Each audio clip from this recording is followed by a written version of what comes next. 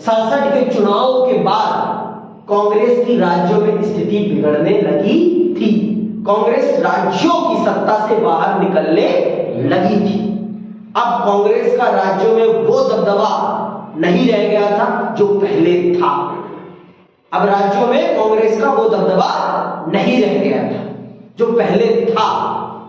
पहले था तो था, अब नहीं रह गया था। तो चल रहे हैं आज उसी को हम विस्तार पूर्वक समझने। कांग्रेसवाद का नारा बुलंद होगा। आपने समझ लिया है कि 1952 से लेकर 1962 तक के चुनाव में कांग्रेस का एक छत्र दबदबा रहा है। इन चुनाव में, इन 3 आम चुनाव में कांग्रेस को कोई हरा नहीं पाया है केंद्र सरकार में, और केंद्र सरकार के मुकाबले में कोई मुकाबले में था भी नहीं। और इन तीनों आम चुनाव में कांग्रेस का नेतृत्व उस समय के सबसे दिग्गज राजनेता पंडित जवाहरलाल नेहरू कर रहे थे।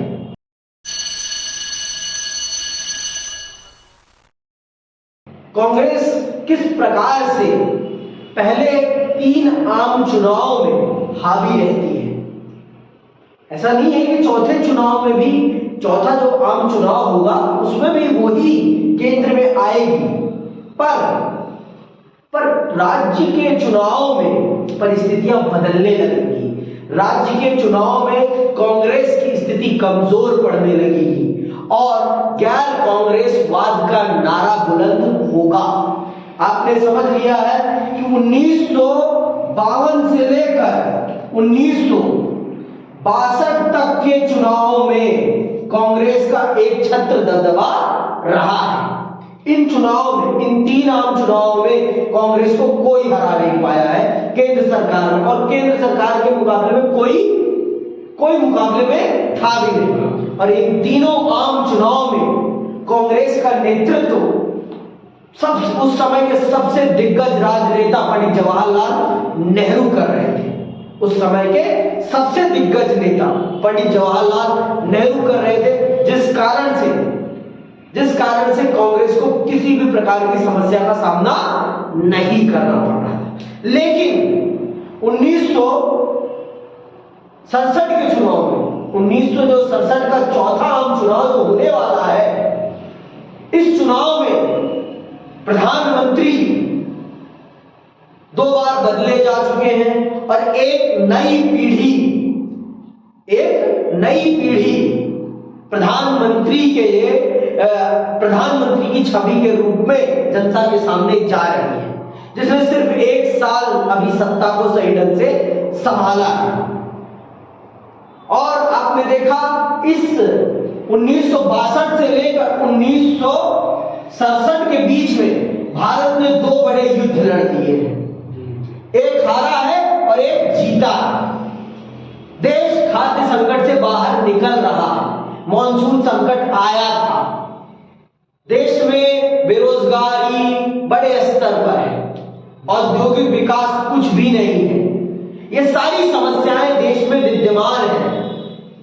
देश में ये सारी की सारी समस्याएं विद्यमान है। देश इनसे जूझ रहा है। देश को इन समस्याओं का भी समाधान करना है। और इसी के साथ साथ चौथे आम चुनाव में इंदिरा गांधी को पार्टी का नेतृत्व भी करना है। और अब 15 साल पहले वाला विपक्ष नहीं रह गया है। अब विपक्ष 15 साल के बाद बहुत मजबूत हो चुका है। और सरकार ये भी नहीं कह सकती कि हमें काम करने का मौका नहीं मिला। आप 15 साल काम कर चुके हैं।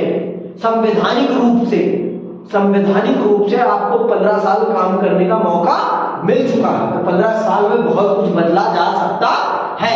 अब ये आप नहीं कह सकते अभी तो सिर्फ हमने 5 साल शासन किया, 10 साल किया, 15 साल किया। ये अब आप ये वाली बात बोलकर आप नहीं निकल सकते हैं। अब आपके पास समय भी आपको अच्छा खासा मिल चुका है और आपका शासन सबने देख भी लिया है। 15 साल कोई कम नहीं होता। तो कांग्रेस का ये जो 15 साल का टेन्योर था, ये जनता ने बहुत अच्छे से देख लिया था, समझ लिया था। अब जनता भी समझ गई थी हाव भाव को राजनीति के। अब जनता इस हाव भाव को समझ गई। अब एक नया चेहरा था, पुराने चेहरे जा चुके थे। कांग्रेस का एक नया चेहरा था, एक नई पीढ़ी थी। अब देश को उसके हाथ में देना है या नहीं देना, ये जनता को तय करना था, जनता को तय करना था। तो चलिए समझते हैं चौथे आम चुनाव। चौथे आम चुनाव में क्या होता है, कांग्रेस की क्या स्थिति रहती है और विपक्षी दलों की क्या स्थिति रहती है। आइए पढ़ते हैं और समझते हैं। भारत के राजनीतिक और चुनावी इतिहास में 1967 के साल को अत्यंत महत्वपूर्ण पड़ाव माना जाता है।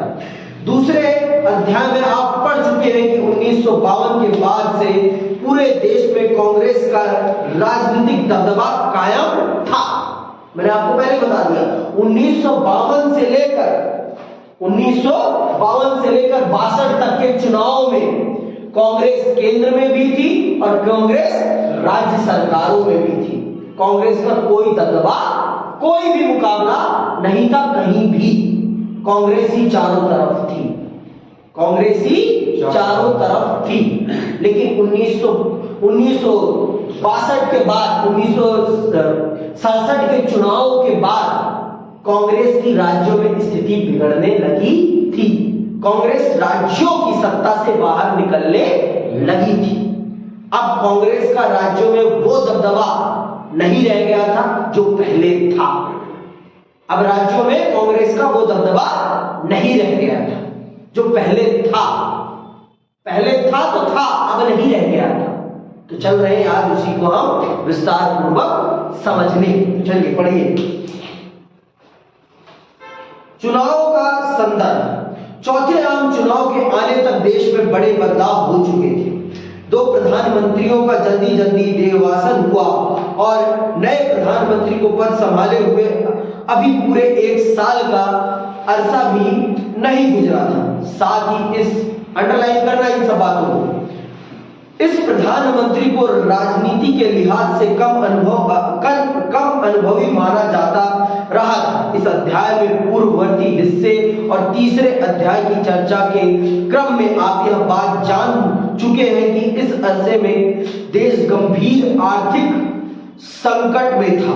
मानसून की असफलता, व्यापक सूखा, खेती की पैदावार में गिरावट, गंभीर खाद्य संकट, विदेशी मुद्रा भंडार में कमी, औद्योगिक उत्पादन और निर्यात में गिरावट के साथ साथ ही सैन्य खर्च में भारी बढ़ोतरी हुई थी। ये सब आप जानते। ये जो दौर था, ये बहुत ही कठिन दौर था भारत की राजनीति के लिए। आपको मैंने पहले बता दिया है 1962 से 1967 के बीच भारत ने 2 युद्ध लड़े, और छोटे मोटे नहीं, बहुत बड़े युद्ध। और इनमें भारत को बहुत बड़े स्तर पर अपना धन खर्च करना पड़ा है। बहुत बड़े स्तर पर धन खर्च करना पड़ा है, छोटे स्तर पर नहीं, बहुत बड़े स्तर। तो इन सब चीजों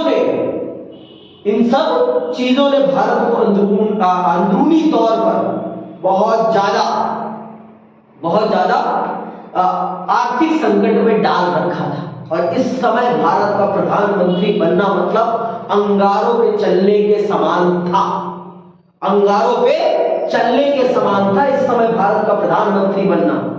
सारी प्राकृतिक परिस्थितियां, सामाजिक आर्थिक परिस्थितियां आपके विपरीत चल रही थी, आपके विपरीत चल रही थी। ना आपका भगवान साथ दे रहे हैं, ना आपका भगवान साथ दे रहे। भाई भगवान साथ दे दे तो सारी समस्या ही खत्म हो जाए। आप देखिए ना, इस अरसे में आर्थिक संकट था, मानसून की असफलता। अब भाई मानसून ही नहीं आएगा तो खेती भी नहीं हो पाएगी, सूखा पड़ा है, जनता भूख से तड़प रही है। अब इसमें प्रधानमंत्री कुछ कर सकता है? नहीं। प्रधानमंत्री चाहकर भी कुछ नहीं कर सकता, लेकिन माथे तो उसी के मरा जाएगा ना ये सारी चीजें।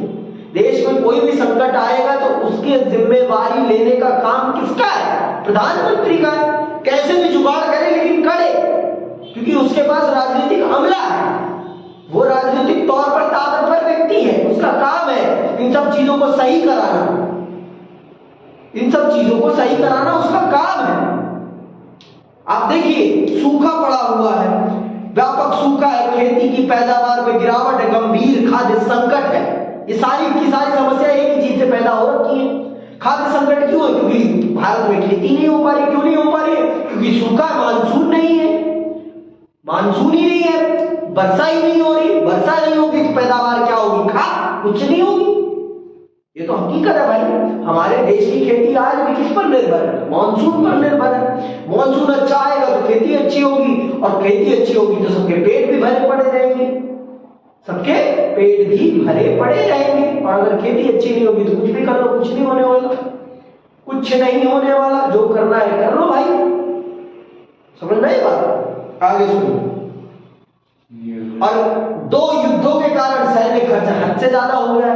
मैंने आपको बता ही दिया है कि एक युद्ध आपके 10 साल के विकास का पैसा ले जाता है। 2 युद्ध हो चुके थे हमारे, और इन 2 युद्धों के कारण हमारे जो विकास पे पैसा लग रहा था, हमें वो पैसा पूरा का पूरा सेना पर खर्च करना पड़ा।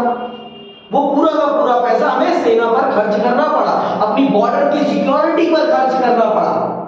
तो आप खुद सोचो, अगर वो पैसा सेना और युद्ध पर और बॉर्डर पर ना खर्च होकर देश के विकास पर, उद्योगों पर खर्च होता तो क्या स्थिति होती? बहुत बेहतर स्थिति होती। तब इंदिरा गांधी के सामने इस प्रकार की चुनौतियां नहीं होती। इसीलिए के कामराज जी ने खुद को नहीं बिठाया, क्योंकि उस समय प्रधानमंत्री की कुर्सी पे बैठना मतलब अंगारों पे बैठने के समान था। परिस्थितियां बहुत ही विपरीत थी। इसीलिए उन्होंने इंदु को बिठाया, जिससे कि अगर लोग उपद्रवी होते भी हैं, लोग उनके खिलाफ बोलते भी हैं, तो ज्यादा कुछ नहीं होगा। उससे ज्यादा कांग्रेस को ज्यादा नुकसान नहीं पहुंचेगा। क्योंकि आप कह तो सकते हैं ना कि इंदु उतनी अनुभवी नहीं है, इंदु अभी सीख रही है। लेकिन के कामराज जी कांग्रेस अध्यक्ष अगर प्रधानमंत्री बनते तो वो ये बात भी नहीं कह सकते, क्योंकि उनके पास तो अपार क्या है? अनुभव है, अपार अनुभव है। वो एक बार मुख्यमंत्री रह चुके हैं एक राज्य के, तमिलनाडु के, वो एक बार के लिए मुख्यमंत्री रह चुके हैं। समझ में आई बात? तो इंदिरा गांधी को प्रधानमंत्री का दावेदार बनाने के पीछे सिर्फ एक कारण नहीं है, बहुत सारे कारण थे। लेकिन फिर जब इंदिरा गांधी उस सत्ता पे बैठी, उस गद्दी पे बैठी, जब उन्होंने उस गद्दी को समझा, तो फिर वो गद्दी फिर उनसे कोई छीन नहीं पाया। वो गद्दी फिर उनसे कोई छीन नहीं पाया। समझ में आई बात? जब वो एक बार 1966 में जब वो गद्दी पे बैठती है लाल बहादुर शास्त्री जी के मृत्यु के बाद, 1967 में चुनाव लड़ती है, चुनाव में जीतती है। फिर उनसे ये गद्दी 1977 तक कोई छीन नहीं पाता। 1977 तक कोई छीन नहीं पाता, कोई भी नहीं, ये बात जान लो। फिर वो 1979 में फिर आ जाती है सत्ता में। फिर वो 1984 तक रहती है, और 1984 में उनकी मृत्यु हो जाती है। सॉरी 1900, ठीक है। तो इतने लंबे समय तक वो भारत की प्रधानमंत्री रही है, इतने लंबे समय तक। समझ में आई बात? तो ऐसा तो नहीं कि उनके अंदर योग्यता नहीं थी और वो बैठ गई थी। अभी आप अभी जो मैं चल रहा हूं आपको पढ़ाने ना, 19 ये वाले चुनाव के बाद जब इंदिरा गांधी जीतती हैं, तो वो फिर कांग्रेस को अपने हिसाब से चलाना प्रारंभ करती है।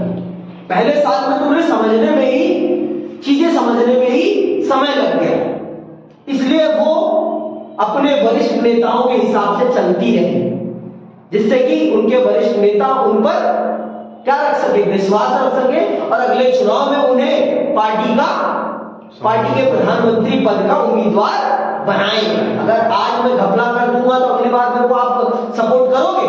कदापि नहीं। इसीलिए इंदिरा गांधी ने एक साल चीजों को समझा, और अगला जब चुनाव हुआ, प्रधानमंत्री पद के उम्मीदवार के रूप में पार्टी ने उन्हें प्रेजेंट किया और जीती वो। अभी सुनोगे आप खुद। तो ये चीजें याद रखना कि ये 1967 का जो पीरियड था वो भारत की आर्थिक दशा का सबसे खराब पीरियड था। सबसे खराब, जितना खराब हो सकता है ना उतना खराब था। आगे सुनो, इन सारी बातों से देश की आर्थिक स्थिति विकट हो गई थी। इंदिरा गांधी की सरकार के शुरुआती फैसलों में एक था रुपए का अवमूल्यन करना।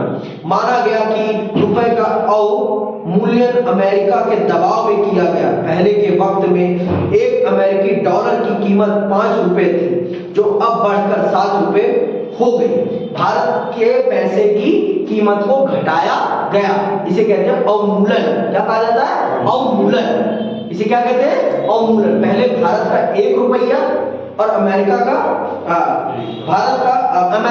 $1 भारत के 5 रुपए के बराबर होता था। लेकिन इंदिरा गांधी के अवमूल्यन के बाद अमेरिका का $1 भारत के 7 रुपए के बराबर हो गया। और ये करने के पीछे पता है क्या रीजन था? जिससे कि इन्वेस्टमेंट बढ़ सके। देखो भाई, विदेशी कंपनियां तभी आपके देश में निवेश करेंगी जब उन्हें अपने देश से ज्यादा आपके देश में लाभ मिले।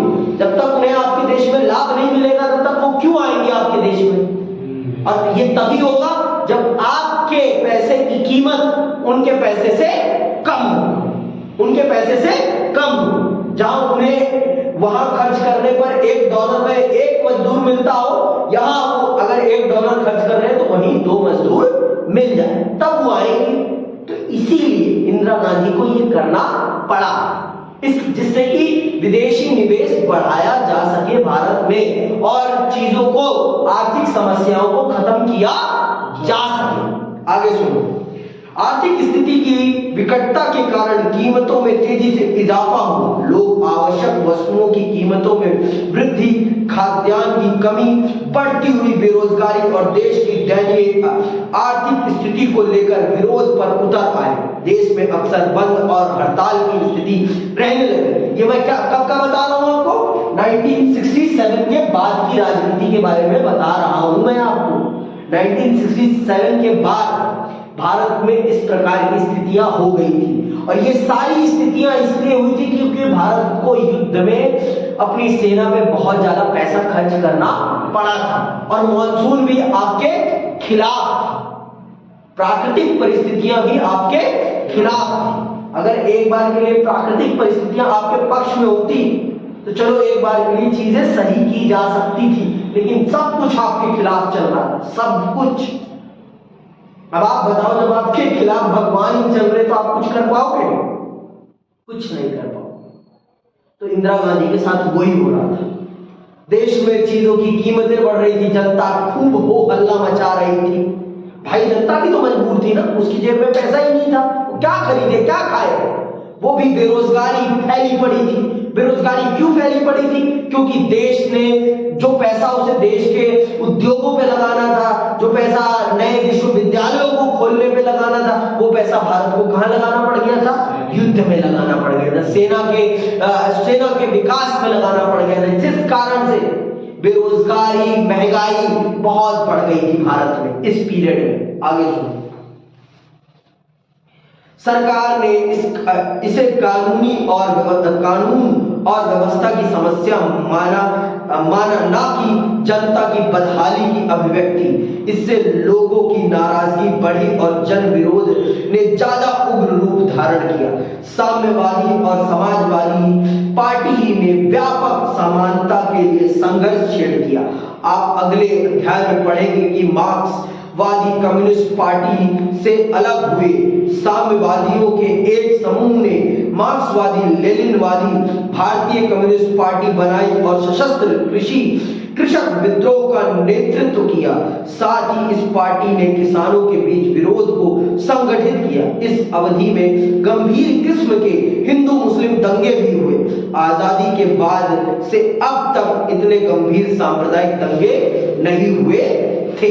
ये लोग एक और चीज उत्पन्न हो गई, सामाजिक दंगे भी हो गए, सांप्रदायिक दंगे भी हो गए, हिंदू मुस्लिम भी हो गया, हिंदू मुस्लिम भी हो गया।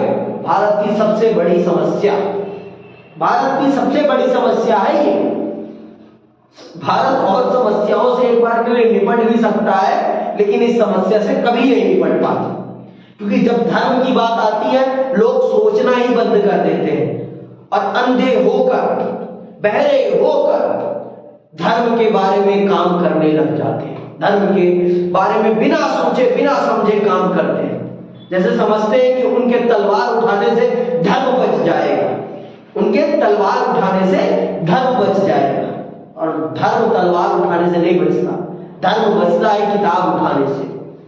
अब आप जितने भी महान पुरुषों को आप देखें, उन्होंने कभी भी धर्म को बढ़ाने के लिए तलवार नहीं उठाई है, उन्होंने हमेशा किताब उठाई है, उद्देश्य दिए हैं, तब जाके धर्म बना है। चाहे आप कृष्ण को ले, चाहे आप राम को ले, किसी को भी ले, चाहे आप महावीर स्वामी को ले, चाहे आप गौतम बुद्ध को ले, किसी को भी ले, आप आचार्य शंकराचार्य को ले लें, आप जो सबसे तत्कालीन है, तुलसीदास को ले लें, आप सबने किताब के माध्यम से ही धर्म को आगे बढ़ाया है, ना कि तलवार के माध्यम से। लेकिन हमारे देश की जनता इस बात को नहीं समझती। यह हमारे देश की जनता का बहुत बड़ा दुर्भाग्य है, और इस दुर्भाग्य में हम डूबे पड़े हैं, हम डूबे पड़े हैं और हम नहीं समझ रहे इन सब चीजों को। आगे चलिए। और मैंने आपको बता ही दिया कि विपक्षी दल इस समय बहुत मजबूत हो गए थे और उनको तो मौका मिल गया था भाई, क्योंकि विपक्षी दलों के लिए ये स्वर्णिम मौका था कांग्रेस को सत्ता से बाहर करने का और अपने आप को राजनीति में स्थापित करने का। क्यों? क्योंकि जनता उबल रही थी, और अगर इस उबलते पानी में अगर विपक्षी दल अपना चावल नहीं पका पाते तो उनका होना और ना होना एक बराबर था। लेकिन विपक्षी दलों ने इस परिस्थिति को, इस स्थिति को बहुत अच्छे से समझा और उन्होंने अपने चावल पकाए, उन्होंने अपने चावल पकाए। और इसी समय एक नारा निकलता है गैर कांग्रेसवाद का। इसी समय जैसे आज नारे निकल रहे गैर भाजपावाद का ना, वैसे ही 1967 में इस दौर में गैर कांग्रेसवाद का भी नारा निकलता है। और जनता भी भरी पड़ी थी, और भाई विपक्षी दलों को मौका चाहिए था जनता के सहयोग का, और फिर विपक्षी दलों ने जनता के इन मौकों को भुनने का प्रयास किया और वो सफल भी हुए, सुनिए क्या है गैर कांग्रेसवाद। यह सारी स्थिति देश की दलगत राजनीति से अलग थलग नहीं रह सकती थी। विपक्षी दल जन विरोध की अगुवाई कर रहे थे और सरकार पर दबाव डाल रहे थे। कांग्रेस की विरोधी पार्टियों ने महसूस किया कि उसके वोट बढ़ जाने के कारण ही कांग्रेस सत्तासीन है। इस बात को उन्होंने समझा कि हम सबके वोट बढ़ रहे हैं, हम सभी विपक्षी दलों के वोट बढ़ रहे हैं, इसी कारण से कांग्रेस सत्ता में बैठी हुई है। और अगर हम सब एकजुट हो जाएं, जैसे आज इंडिया अलायंस बना हुआ है जिससे कि वो बीजेपी को हरा सके, क्योंकि जब ये अलग अलग है तो इनके वोट बढ़ जा रहे हैं। ये सोच रहे हैं कि अगर हम सब एकजुट हो जाएंगे तो हम भाजपा को हरा पाएंगे। तो उसी तरीके से 1967 में जो विपक्षी दल थे उन्होंने भी यही रणनीति अपनाई। कि अगर हमें कांग्रेस को हराना है तो हम सबको एकजुट होना पड़ेगा। जिन राज्यों में जो पार्टियां मजबूत हैं उनको एकजुट होना पड़ेगा, तभी हम कांग्रेस को सत्ता से बाहर कर सकते हैं। और यही हुआ। जिन राज्यों में जो विपक्षी दल मजबूत थे उन सभी ने अपने आप को एक गठबंधन में एक साथ लाए और फिर चुनाव में उतरे, और फिर उसके सकारात्मक परिणाम भी निकले इन विपक्षी दलों के। जहां ये सत्ता से बाहर थे, ये पहली बार सत्ता में आ पाए अपने इन गठबंधनों के कारण। समझ में आई बात? आगे सुनना ध्यान से। जो दल अपने कार्यक्रम अथवा विचारधाराओं के धरातल पर एक दूसरे से एकदम अलग थे, वे सभी दल एकजुट हुए और उन्होंने कुछ राज्यों में एक कांग्रेस विरोधी मोर्चा बनाया तथा अन्य राज्यों में सीटों के मामले में चुनावी तालमेल किया। इन दलों को लगा कि इंदिरा गांधी की अनुभवहीनता और कांग्रेस की अंदरूनी उठापटक से उन्हें कांग्रेस को सत्ता से हटाने का एक अवसर हाथ लगा है। समाजवादी नेता राम मनोहर लोहिया ने इस रणनीति को गैर कांग्रेसवाद का नाम दिया। आपसे पूछा जा सकता है, ये एक नंबर का प्रश्न बन सकता है कि गैर कांग्रेसवाद का नाम किस नेता ने दिया, तो आप बताएंगे डॉक्टर राम मनोहर लोहिया, भारत के सबसे बड़े समाजवादी नेताओं में से एक। इन्हीं के आदर्शों पर चलती है समाजवादी पार्टी, जिसके अध्यक्ष कौन है? अखिलेश यादव। समझ में आई बात? इन्हीं के आदर्शों पर चलती है और समझ में आई बात? तो गैर कांग्रेसवाद का नारा किसने दिया है? डॉक्टर राम मनोहर लोहिया। और उन्होंने ही सारी विपक्षी दलों को कन्विंस करने में और सारी विपक्षी दलों को एकजुट करने में बहुत बड़ी भूमिका निभाई है, बहुत बड़ी भूमिका निभाई है उन्होंने। और उन्होंने ही, आप कह सकते हैं कि उन्होंने ही वो माहौल तैयार किया जिससे कि सारी विपक्षी दल एकजुट हुए और फिर वो कांग्रेस से लड़ सके। और उन्होंने ही ये नाम सुझाया गैर कांग्रेसवाद का। गैर कांग्रेसवाद के पक्ष में सैद्धांतिक तर्क देते हुए कहा कि कांग्रेस का शासन अलोकतांत्रिक और गरीब लोगों के हितों के खिलाफ, इसलिए गैर कांग्रेसी दलों का एक साथ आना जरूरी है ताकि गरीबों के हक में लोकतंत्र को वापस लाया जा सके। ताकि गरीबों के हक में, राम मनोहर लोहिया जी कह रहे हैं कि कांग्रेस का शासन अलोकतांत्रिक है और अगर जनता को अपना शासन स्थापित करना है तो सभी गैर कांग्रेसी पार्टियों को एकजुट होना पड़ेगा और इनसे लड़ना पड़ेगा, तभी सत्ता सही हाथों में जाएगी। और जब सत्ता सही हाथों में जाएगी तो लोकतंत्र स्थापित होगा। इसको करने के लिए हम सबको एकजुट होना पड़ेगा और जब तक हम एकजुट नहीं होंगे तब तक हम कांग्रेस को नहीं हरा सकते। समझ में आ गई? गैर कांग्रेसवाद क्या है? अगर प्रश्न आएगा तो बता दोगे कि नहीं बता पाओगे कि गैर कांग्रेसवाद क्या है? गैर कांग्रेसवाद है, क्या है गैर कांग्रेसवाद? गैर कांग्रेसवाद है कांग्रेसी पार्टियों से अलग जो पार्टियां हैं, विपक्षी दल, उनका एक साथ जुड़ना और कांग्रेस के समक्ष चुनाव लड़ना एकजुट होकर, इसी को गैर कांग्रेसवाद कहा गया है। समझ में आई बात? गैर कांग्रेस चुनाव का जनादेश, क्या परिणाम निकलता है इसके बाद, ये भी तो जान ले कि इस गठबंधन के बाद चुनाव का क्या नतीजा होगा। सुनिएगा, व्यापक जन असंतोष और राजनीतिक दलों की ध्रुवीकरण के इसी माहौल में लोकसभा और राज्य विधानसभाओं के लिए 1967 के फरवरी माह में चौथे आम चुनाव हुए। कांग्रेस पहली बार नेहरू के बिना मतदाताओं का सामना कर रही थी। चुनाव के परिणामों से कांग्रेस को राष्ट्रीय और प्रांतीय स्तर पर गहरा धक्का लगा।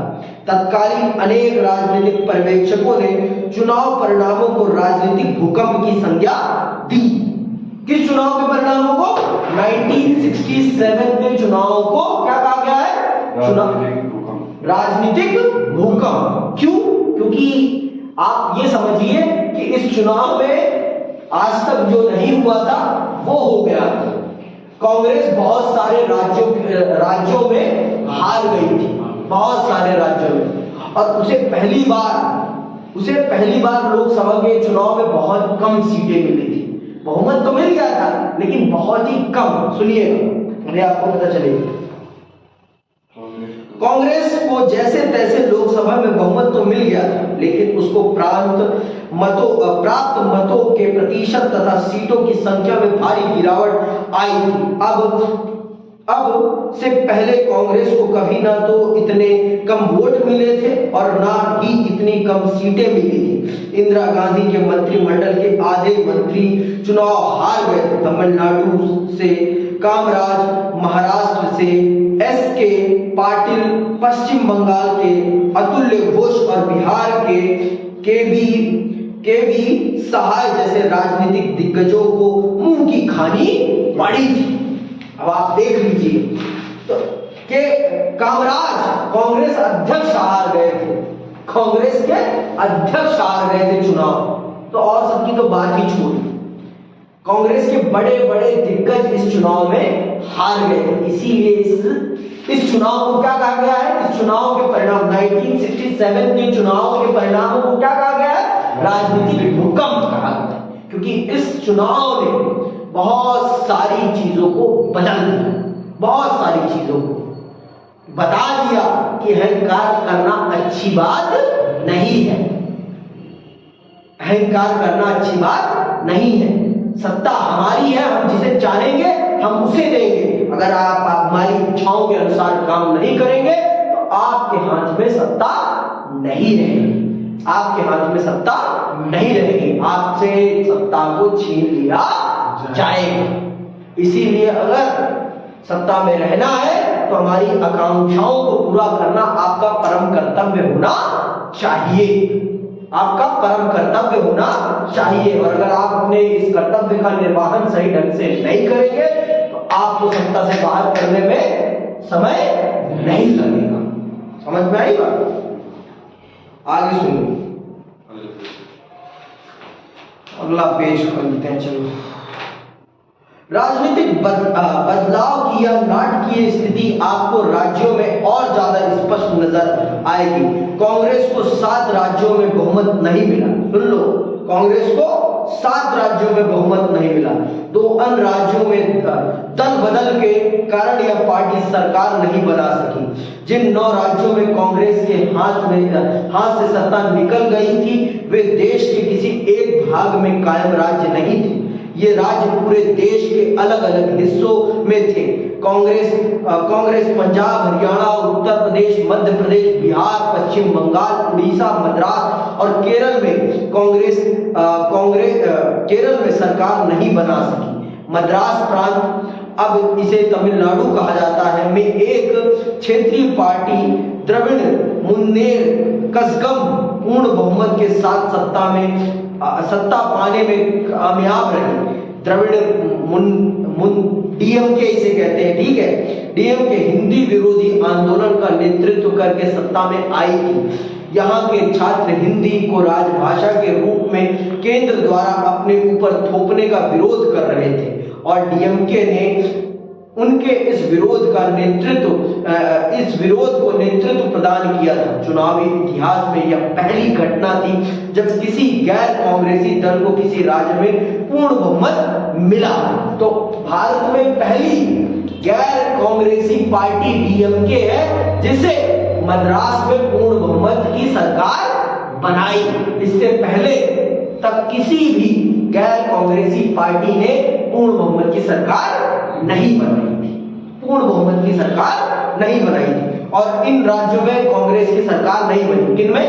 पंजाब में, हरियाणा में, उत्तर प्रदेश में, मध्य प्रदेश में, बिहार में, पश्चिम बंगाल में, उड़ीसा और मद्रास, केरल, इन सब प्रांतों में कांग्रेस की सरकार नहीं बनी, जिसमें से मद्रास प्रांत में डीएमके ने सरकार बनाई और वो भी पूर्ण बहुमत की सरकार बनाई। किस लिए उनकी सरकार बन पाई?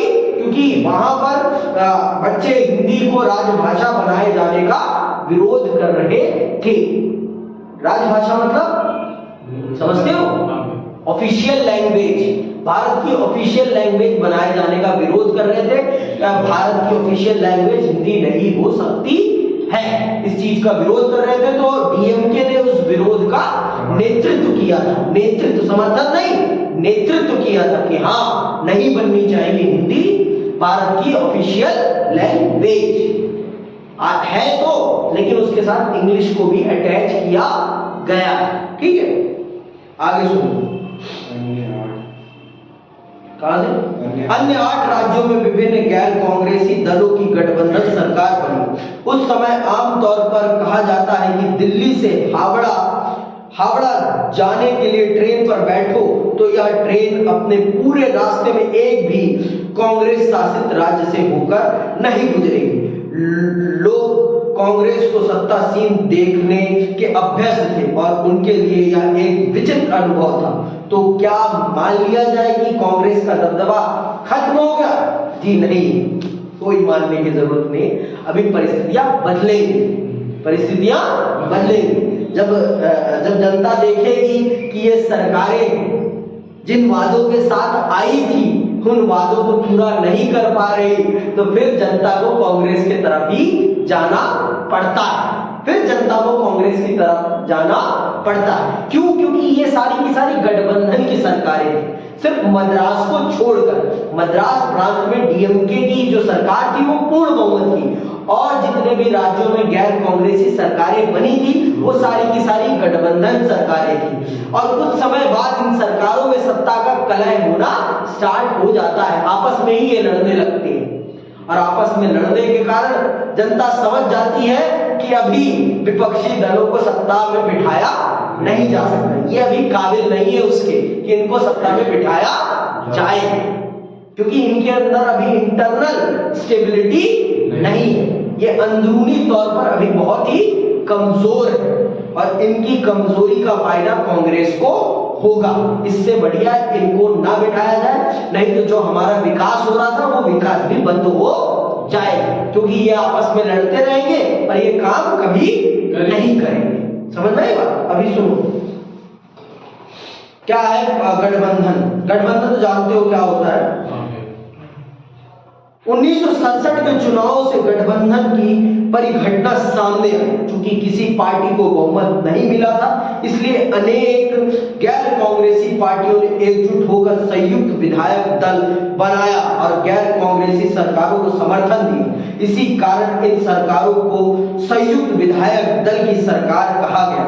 अधिकतर मामलों में ऐसी सरकार के घटक दल विचारधारा के लिहाज से एक दूसरे से भिन्न थे। मिसाल के लिए बिहार में बनी संयुक्त विधायक दल की सरकार में 2 समाजवादी पार्टियां एसएसपी और पीएसपी शामिल थी।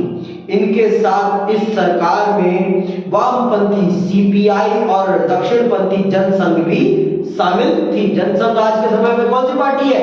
भारतीय जनता पार्टी। ठीक है, तो ये 4 पार्टियों ने मिलकर बिहार में शासन को संभाला था। इन 4 पार्टियों ने मिलकर शासन को संभाला था। पंजाब में बनी संयुक्त विधायक दल की सरकार को पॉपुलर यूनाइटेड फ्रंट की सरकार कहा गया। इसमें उस वक्त के 2 परस्पर प्रतिस्पर्धी अकाली दल, संत ग्रुप और मास्टर ग्रुप शामिल थे।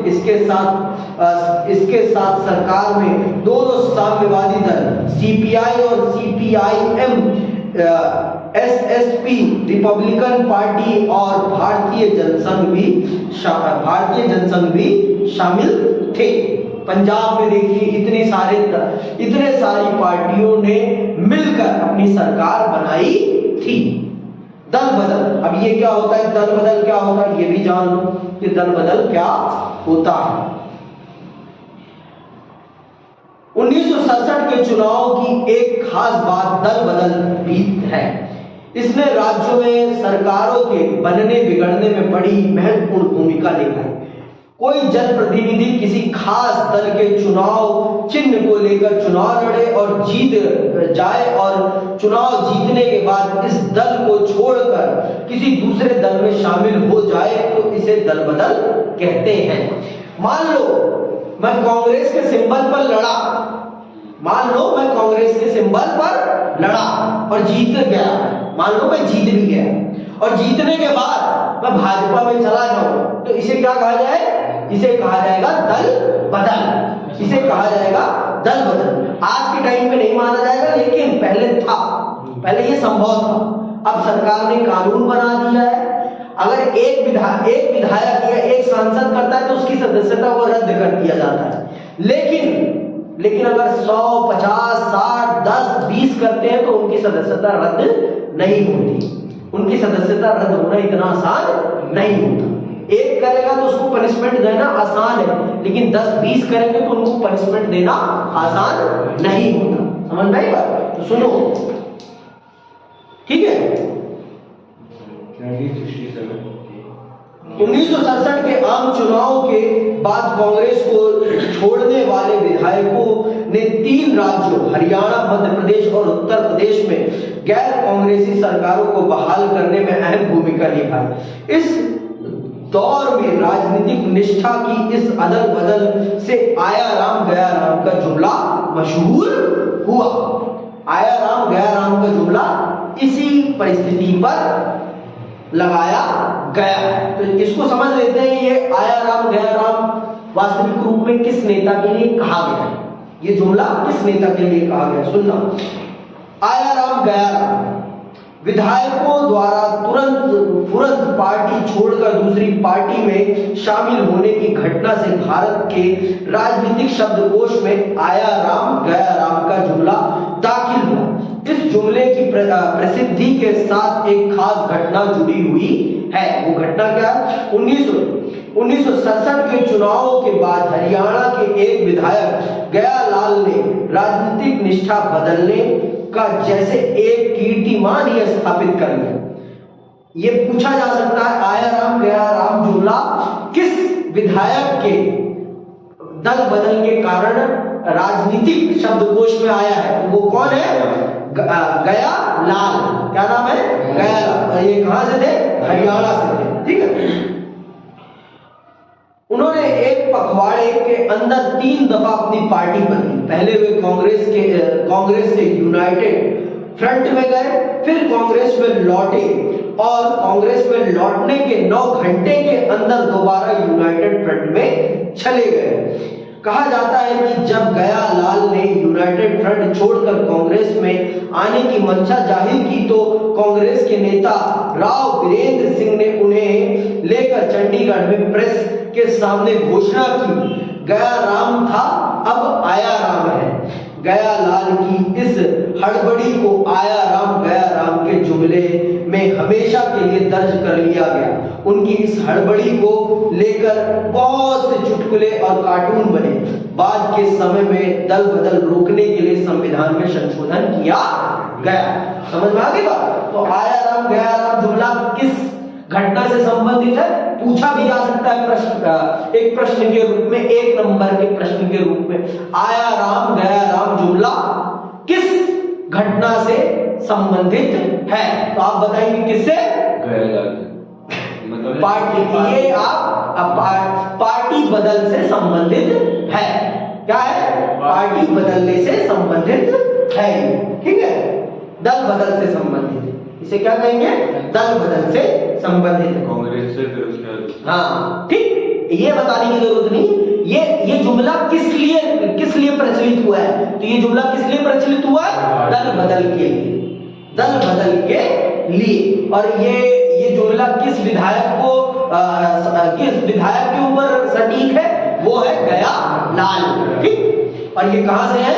हरियाणा से। तो आज की क्लास में बस इतना ही। जय हिंद, जय भारत।